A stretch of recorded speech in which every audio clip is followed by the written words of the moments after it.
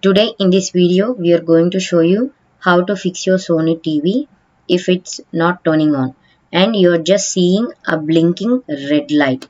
Look around on your Sony TV. Usually on the back side or the top there are a whole bunch of buttons that have the power, the volume, etc. Unplug your TV from the wall and let it sit there for about 30 seconds. Then I want you to hold down the power button and the volume down buttons. They're replug in the TV.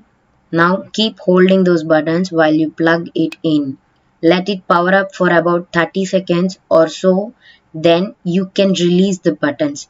They should do a full reset on your TV. Or if you don't have a volume down button on your TV, just press the power button for the 30 seconds, which solves your problem. This video helped you out.